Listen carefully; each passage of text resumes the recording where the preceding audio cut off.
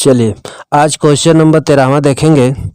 सवाल कह रहा है कि 3 अंकों वाली कितनी संख्याएं हैं जो 7 से विभाज्य होगी।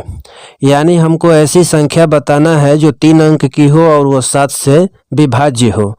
तो देखेंगे कि 3 अंकों वाली जो संख्या होती है उसमें सबसे पहली संख्या क्या होती है 100, और उसके बाद 101, 102, 103, 104, 105 ऐसे करते करते करते चली जाएगी 999। ठीक है। अब ये 100 से और 999 के बीच में हमको ऐसी संख्याएं माने इतनी संख्याएं हमको ढूंढ के बतानी है जो 7 से क्या हो विभाज्य हो, यानी वैसी संख्याएं जिसमें 7 से भाग देने पे पूरी पूरी कट जाए। तो हम देखेंगे इसमें हम देखेंगे कि सबसे पहली संख्या जो होगी जो कौन सी होगी जो 7 से विभाज्य हो। ठीक है। 100 में हम 7 से भाग देंगे तो इसमें नहीं जा पाएगा, पूरा पूरा विभाज्य नहीं हो पाएगा। 7 से भी नहीं जा पाएगा, 7 से 102 में भी नहीं जाएगा, कुल मिला के जाएगा यहाँ 105 में। यानी 105 में हम 7 से भाग देंगे तो पूरी पूरी चल जाएगी। तो यानी जो सबसे पहली संख्या क्या होगी 105। इसमें 7 जोड़ देंगे तो 112, फिर 7 जोड़ देंगे 119, फिर 7 जोड़ देंगे 126। ऐसे करते करते संख्याएं चलती चली जाएगी जो 7 से विभाजित हो रही है। और लास्ट वाली संख्या देखेंगे कि जो 7 से विभाज्य हो जा रही है। 999 में 7 से भाग देंगे तो पूरा पूरा नहीं जा पाएगा, 998 में नहीं जाएगा, 994 में अगर हम 7 से भाग देते हैं तो पूरा पूरा चला जाएगा। चलिए अब हमको एक एपी मिल गया। अब इसी एपी में हमको बताना है कि कितने पद होंगे जो 7 से विभाज्य हैं। चलिए तो ए बराबर क्या हो जाएगा 105, डी बराबर दूसरे पद में से पहले पद को घटाएंगे यानी डिफरेंस तो 7 हो जाएगा। और देखिए और लास्ट वाले के पास जाइए और इससे पूछिए कि भाई तुम किस पोजीशन पर बैठे हो। तो यह जिस पोजीशन पर बैठा होगा उस पोजीशन की यह क्या है वैल्यू है। ठीक है। यानी हमको पद निकालना है, पूछ भी रहा है कि कितनी ऐसी संख्याएं हैं। तो n बराबर क्वेश्चन मार्क और ये क्या है वैल्यू है, तो वैल्यू होता है an और an की वैल्यू है 994। ठीक है। इसके बाद हम अपने फार्मूला में भर देंगे इसको n-1 इंटू डी।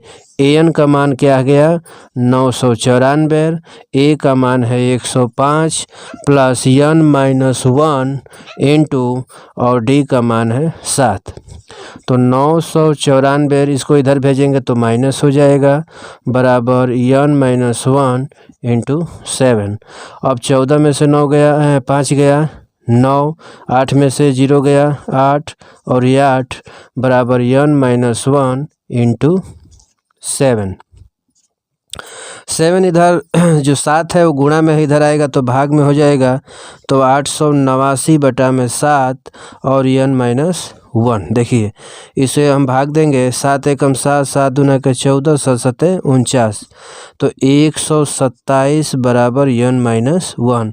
127 -1 को इधर भेजेंगे तो हो जाएगा +1 बराबर n, तो 128। ठीक है। तो n का मान कितना आ गया 128। कहने का तात्पर्य यह है कि 100 से 999 के बीच में 3 अंक की ऐसी संख्या है, 3 अंक की 128 ऐसी संख्याएं हैं जो 7 से भाग देने पर पूरी पूरी कट जाएंगी। तो यहाँ लास्ट में लिख देंगे हम कि अतः 128 ऐसी संख्या है, ऐसी संख्याएं हैं जो 7 से विभाज्य होगी। तो इस तरह से क्वेश्चन नंबर 13 प्रश्न कह रहा है कि 10 और 250 के बीच में 4 के कितने गुणज हैं। कहने का तात्पर्य यह है कि 10 और 250 के बीच में कितनी ऐसी संख्याएं हैं जिसको 4 से भाग देने पर पूर्ण रूप से भाग कर दे यानी विभाज्य हो जाए। चलिए, तो 10 और 250 के बीच में 10 में 4 से भाग देंगे तो नहीं जा पाएगा, 11 में भी नहीं। पहली ऐसी संख्या होगी 10 के बाद 12, जिसमें हम 4 से भाग देने पर कट जाएगा।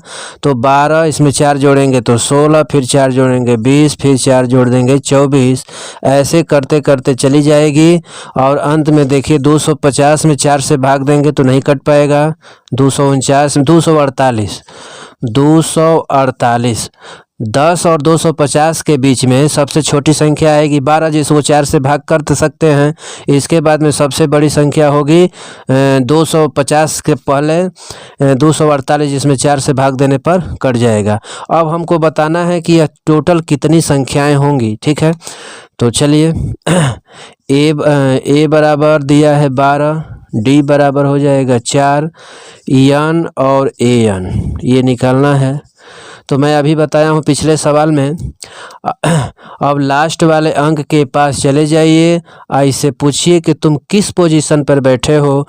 तो यह जिस पोजीशन पर बैठा होगा, जिस पद पर बैठा होगा, उस पद की यह क्या है, वैल्यू है। तो एन क्या हो जाएगा 248 और एन हमको निकालना है।